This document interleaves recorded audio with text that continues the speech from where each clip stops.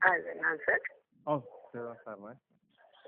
ඒක තමයි ආරයන්හන්ස. අපි ටිකක් කතා කරන්න පුළුවන්ද? ඕකේ. ආරයන්හන්ස මම දේශනා 100කට වැඩිය දැන් අහලා තියෙනවා ආරයන්හන්ස. මට ඒ තුලින් ගැටමක් තියෙනවා ආරයන්හන්ස. අවබෝධයක් වෙනවා තියෙනවා. පිට තියෙන රූපයයි ඒක කියලා දෙයක් තේරෙනවනේ ආරයන්හන්ස. ඒක අපේ හිතේම ඇති වෙන දෙයක් කියලා හිතෙන්ම ඒ හේතුන් හටගන්නා වූ දෙයක් කියන්නේ අර දැනුමක තියෙනවා ආරයන්හන්ස. එතනක් හිතක් මේ ඇති වෙලා නැති වෙලා යන මේ හිතේ ආත්මීය ස්වභාවයක් නැති බව කියන එක දැනුමක තියෙනවා. අධ්‍යයනා කරනවා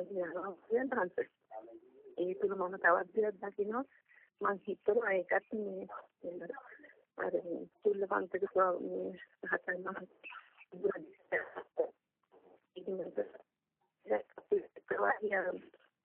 ඉතින් කීටි නැති සිත මේ සිතුවිලි කියලා කියනවා. ඒකත් දකින්න ස්වාමීන් වහන්සේ තුවට එතනින්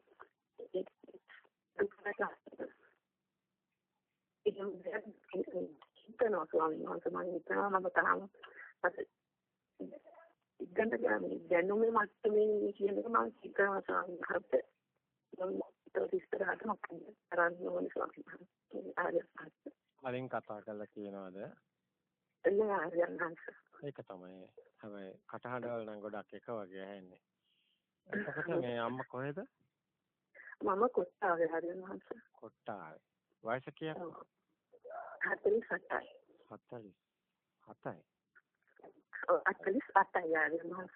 එච්චර වයසක් නෑ කියන්නේ. එතකොට මේ ගැටලුවක් තියෙනවා කියපු දේවල් ගැන නැවතත් පොඩ්ඩක් කෙටියෙන් සරල අපිට පහසු විදිහට පොඩ්ඩක් කියන්න නේ වචන දෙක තුනක්. ඊට ඉස්සෙල්ලා කියන්න දැන් ඔය ඉන්න තැන කවුරු හරි වෙන කට්ටිය ඉන්නවද? එහෙම නැත්නම් ඔය ඉන්නේ මිනිස්සු ඉන්න තැනකද? එහෙම නැත්නම් ඔය ගේ තියෙන්නේ සාමාන්‍යයෙන් ඒ වගේ පරිසරයක. මොකද්ද උතන තියෙන ස්වභාවය? මම ගෙදර ඉන්නේ ආරයන්හන්ස ගෙදර ඉන්නවා එන්නේ. ඒකයි. ඔව් සද්ද ටිකක් ඇහෙන්න බැලුවේ. හොඳයි.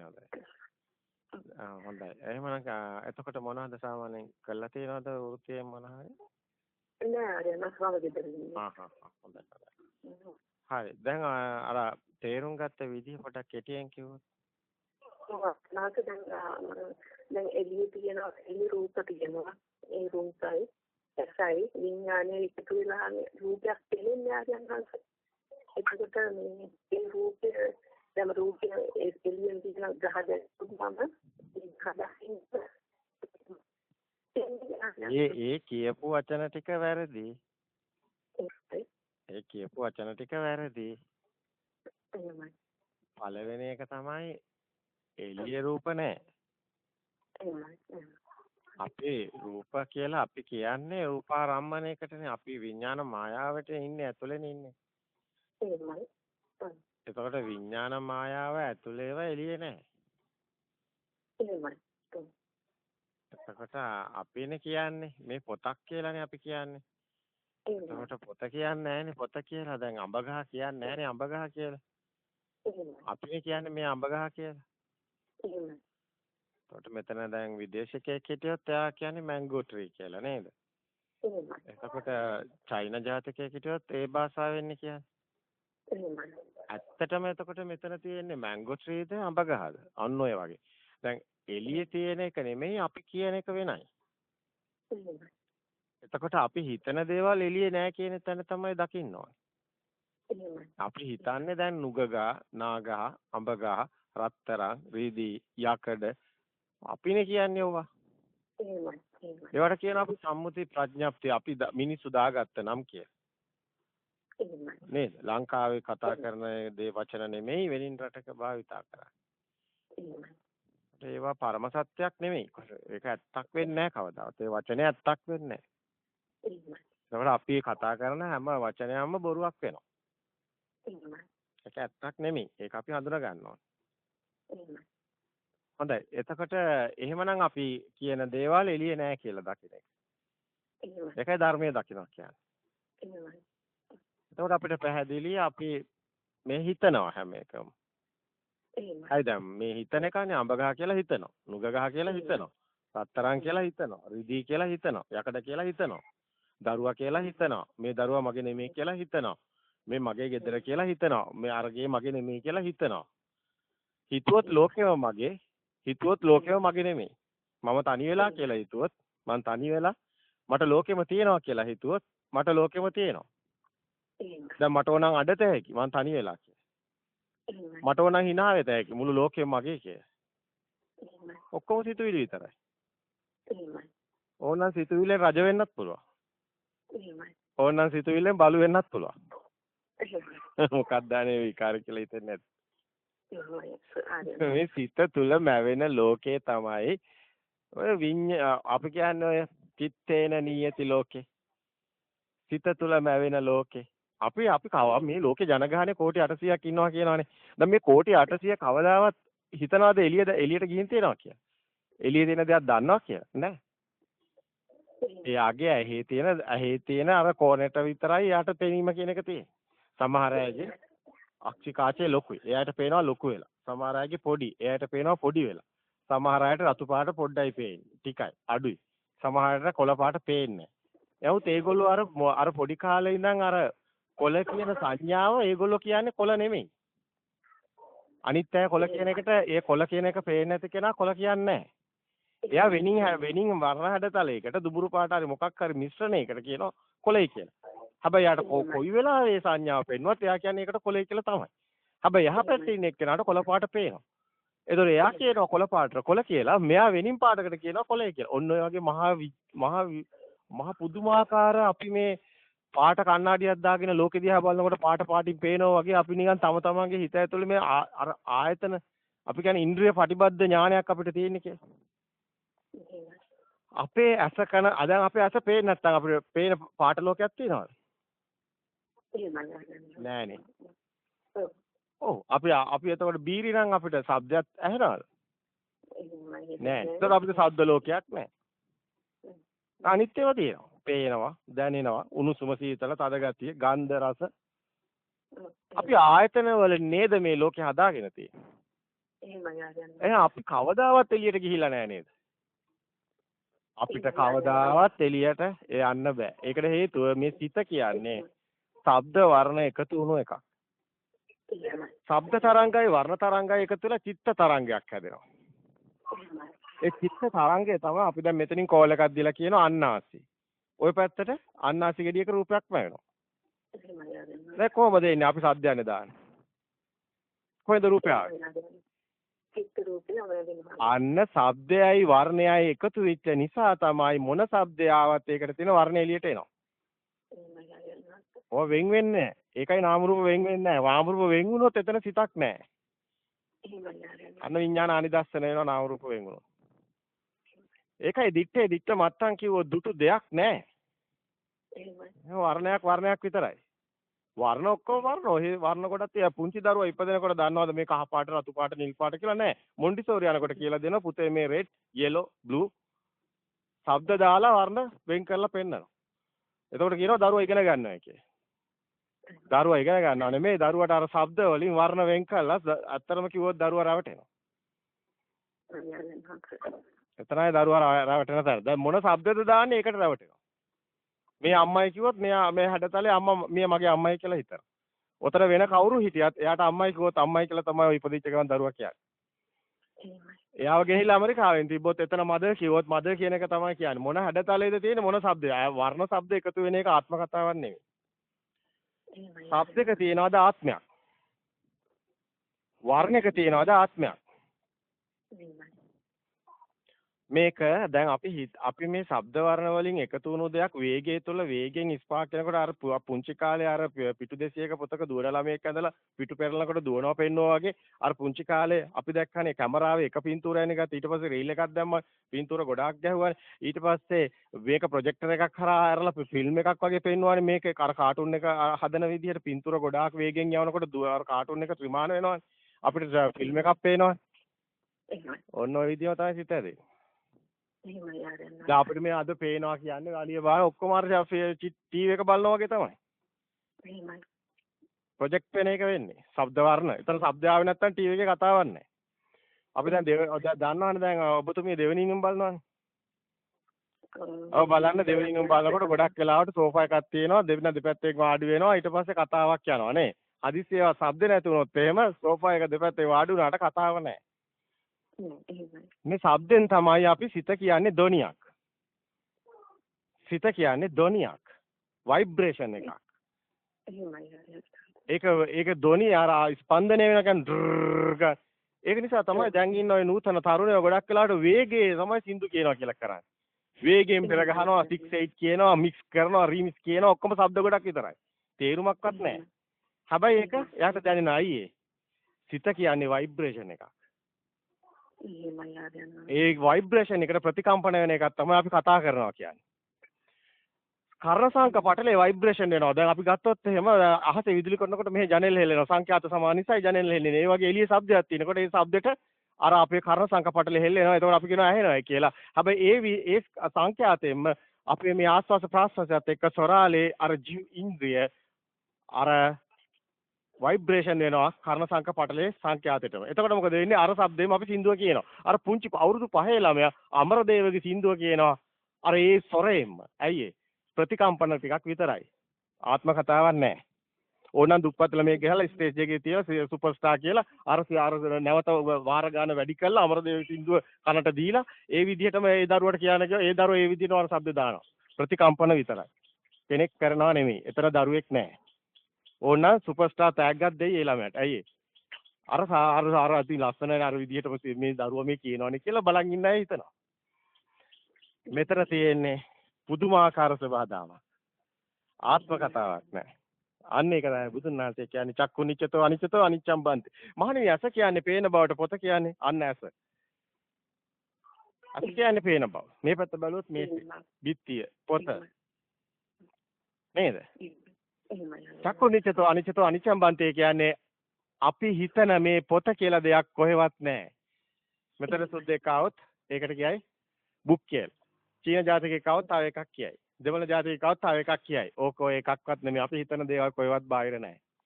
අන්න චක්කුන් අනිච්චං කිව්වේ ඒකයි.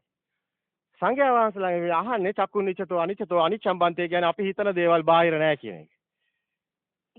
අන්න මහණෙනි ඇස අනිච්ච නම් ඒ දුකද සැපද දුක්ඛම් බන්තේ. අයි මේක ඇත්තක් නෙමෙයිනේ දුකයි. ඒකෙන් තමයි අපිට දුක වේදනාව තමයි දුක කියන්නේ. සුඛ දුක්ඛං සියල්ලම දුකමයි. විඳීමයි දුක කියන්නේ. අන්න චක්කු නිච්චතෝ අනිච්චතෝ අනිච්චම් බන්තේ ඇස නිත්‍යද අනිත්‍යද අනිත්‍යයි මහණේ ස්වාමීනි. එහෙනම් දුකද සැපද දුක්ඛම් බන්තේ දුකයි ස්වාමීනි. ඇස අනිත්‍ය නම් දුක නම් මහණෙනි ආත්මයක් කියලා ගන්න පුළුවන්ද? නොහේතම් බන්තේ. මේක අනාත්ම ධර්මයක්. ශබ්දයයි වර්ණයයි කියන්නේ ආත්මයක් නෙමෙයි. ඔන්න ඔතනයි අපේ සිත හැදෙන හැටි. අපි හිතනවා මේ ශරීරය මගේ මේ ශරීරය මමයි මේ මට දැනෙනවා මේ මං අල්ලනවා මේ කොහොමද ආර්යයන් වහන්සේ නැහැ කියන්නේ මේ තියෙන්නේ කියලා.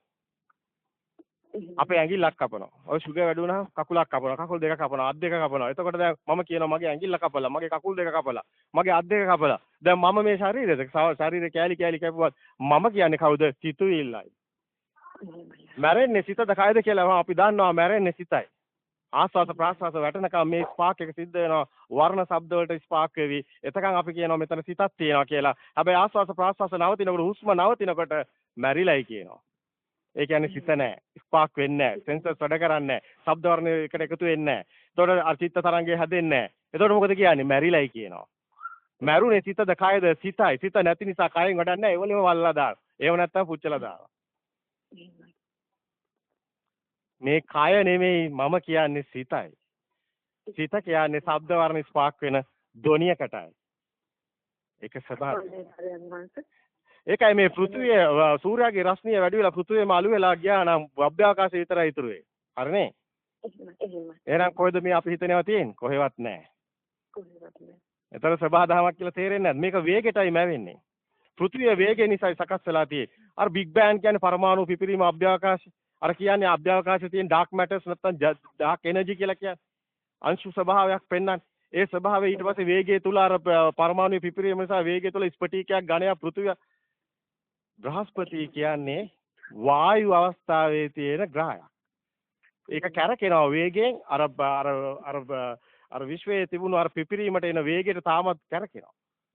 නමුත් එතන තියෙන වායුවක්. හැබැයි තව ටිකක් වේගය වැඩි වෙනකොට ඒක ඝන වෙනවා. ඝන වෙලා ඊට පස්සේ අර අංශු ඝන වීමට සිසිල් වීම තුළ අර පෘථිවි පෘෂ්ඨයේ ගාද පස් තියෙනා වගේ ඝන වෙලා ඒ වගේ හැදෙනවා. තාම බ්‍රහස්පති හැම වෙලා නැහැ. පෘථිවිය හැදිලා තියෙනෙත් එහෙමයි. ඒකයි දුවිලක් කැරකෙනකොට වේගයෙන් අපි දන්නවා ඒක ඝන වෙලා ස්පටිකයක් ඝනයක් වෙනවා. අන්න පෘථිවිය හැදුන හැටි. අදට පෘථිවිය කැරකෙනවා පැයට කිලෝමීටර් 187ක වේගෙන් ඊට අමතරව පරිභ්‍රමණයක සිද්ධ වෙනවා. මේ වේගයේ නිසයි මේ ඇතුලේ තියෙන චුම්බක ශක්තිය ඇති වෙලා තියෙන ගුරුත්වාකර්ෂණ ශක්තිය ඇති වෙලා තියෙන උත්තර ද්‍රවය දක්ෂිණ ද්‍රවය කියලා. ඒක නිසයි මේ ගලක් උඩ දැම්මා බිම වැටෙන්නේ ඕසෝන ස්තරය කියලා වායු ස්තරයක් හැදිලා අභ්‍යවකාශයෙන් වෙන් වෙලා මේ විදිහට අපි ඉන්නේ. පෘථිවියක් ඇතුලේ. ඒක ඇතුලේ තමයි ඔය ජලය හැදිලා, අංශු හැදිලා, පදාර්ථ හැදිලා, පටක හැදිලා, ශාක හැදිලා, මේ ජීව හැදිලා මේක ඇතුලේම තවත් ස්පාක් එකක් තමයි අපි මේ සත්ත්ව ස්වභාවය ඇතුලේ තියෙන විඥාන ශක්තිය කියන ස්පාක් එක.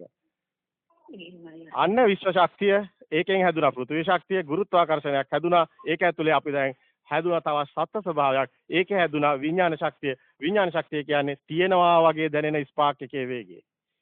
ස්පාක් එකේ වේගයට නිර්වාණය වෙන තියෙනවා වගේ දැන ශක්ති ස්වභාවයයි විඥාන ශක්තිය කියන්නේ. දැන් කොහෙද ආත්ම කතාව? මුළු ආත්ම කතාවම බොරුවක් වෙනවා. මේක අවබෝධ කරන එක නම් ලෙසි නෑ.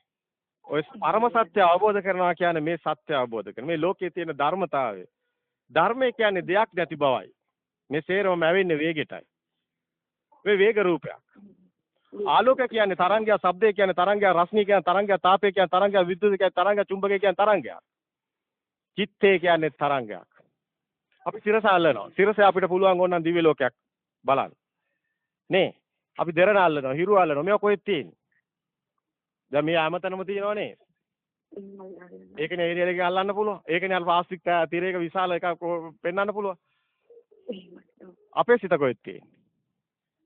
ඒකයි කොල්ලිනාර් සිල්වා විශේෂඥ වෛද්‍යතුමා මහාචාර්යතුමා කිව්වේ මොලේ කැපුවක් දැනෙන්නේ නැහැ. හાર્ට් එක ඩොනේට් කරන ඔපරේෂන් කරලා පිටින් දාන ඒත් එතන සිතක් නැහැ. මේ ඇඟ ඇතුලේ කොහෙවත් සිතක් නැහැ කිය. ඇඟ ඇතුලේ කොහෙවත් සිතක් නැහැ. මේක තරංගයක් වගේ සකස් වෙන එකක්. අර සිරස වගේ මේකත් තරංග සිස්ටම් එකකට සකස් වෙනවා. ඒකයි මෙතන හුස්ම යනකොට මේ ශක්ති ස්වභාවයේ ලෝකේ තියෙන බවට දැනෙන දැනීම තුලයි ශක්ති ස්වභාවයේ තියෙන ස්වභාවය නිසයි සකස් වීම තියෙන්නේ. අන්න මොන ස්වභාවයේද තියෙන ස්වභාවය අනුව අර සතෙක්ගේ තිරිසන් සතෙක්ගේ කලලේ හරියට නිකන් ඒරියල් එක වගේ ෆ්‍රීකවන්ස් වෙනවා. ගොඩක් වෙලාවට මනුස්ස ස්වභාවය අපේ දේශනා අහන්න මිනිස්සෙක් වෙන්නේ කොහොමද සත්වෙක් වෙන්නේ කොහොමද මේ කියන කතාව මොකද්ද මේක නවතින්නේ කොහොමද මේ මොහොතම අවබෝධ කරන්න පුළුවන්.